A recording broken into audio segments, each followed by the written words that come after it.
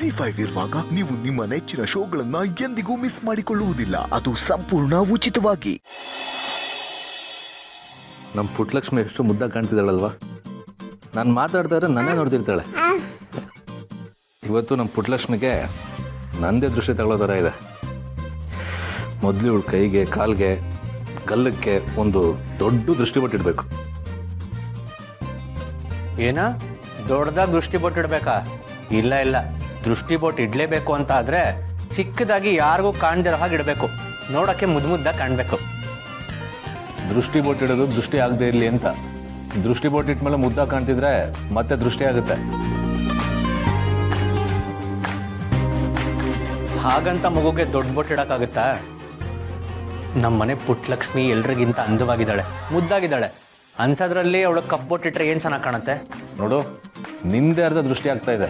ಮೊದಲು ಮಗುಗೆ ದೃಷ್ಟಿ ಬೊಟ್ಟು ಇಡಲೇಬೇಕು. ನೀವಿಬ್ರು ಹೀಗೆ ಕಿತ್ತಾಡ್ತಿರ್ತೀರೋ ಇಲ್ಲ ಆಫೀಸ್ಗೆ ಹೊರಡ್ತಿರೋ?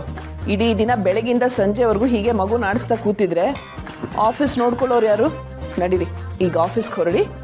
ಫ್ರೀ ಟೈಮ್ನಲ್ಲಿ ಮಗು ನೋಡ್ಕೊಳ್ಳೋರಂತೆ. ಅಮ್ಮ ಕರೆಕ್ಟಾಗಿ ಹೇಳ್ತಿದ್ದಾರೆ. ಸಮರ್ಥ್, ಅಭಿ ಇಬ್ರು ನಡೀರಿ ಆಫೀಸ್ಗೆ. ಕರೆಕ್ಟು, ಅಮ್ಮ ಯಾವಾಗಲೂ ಸರಿಯಾಗೇ ಹೇಳ್ತಾರೆ. ನಾವೀ ರೀತಿ ಮಗು ಆಟಾಡ್ಸ್ಕೊಂಡು ಕೂತ್ಕೊಂಡ್ರೆ ಆಫೀಸ್ ಕೆಲಸಗಳನ್ನ ನೋಡ್ಕೊಳ್ಳೋರು ಯಾರು? ಆಫೀಸ್ ಬಗ್ಗೆ ಗಮನ ಹರಿಸ್ಬೇಕು. ಸಮರ್ಥ್ ಬ್ರೋ, ನೀವಿಬ್ರು ಇವತ್ತು ಆಫೀಸ್ಗೆ ಹೋಗಿ. ಇವತ್ತು ಮಗು ನಾನು ನೋಡ್ಕೋತೀನಿ.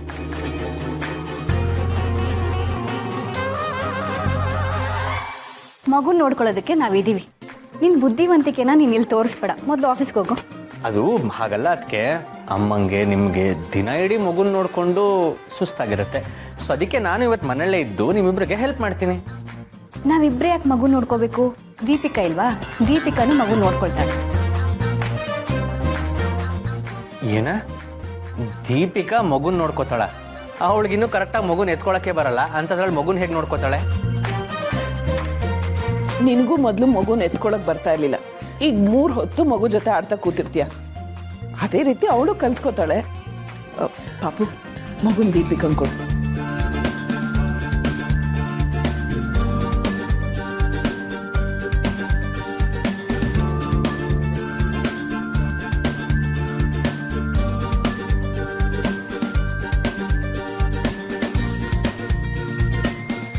ನೋಡಿದ್ಯಾ ಬಿ, ಮಗುನ ಎತ್ಕೊಳ್ಳೋಕ್ಕೆ ನನಗೂ ಬರುತ್ತೆ.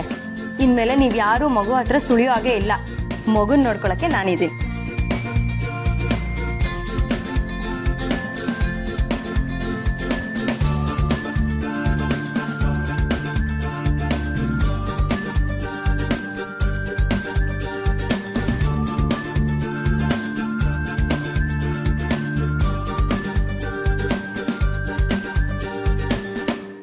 ಜಿ5 ಆಪ್ ಡೌನ್ಲೋಡ್ ಮಾಡಿ ಎಲ್ಲಾ ಸಂಚಿಕೆಗಳನ್ನು ಸಂಪೂರ್ಣ ಉಚಿತವಾಗಿ ನೋಡಿ.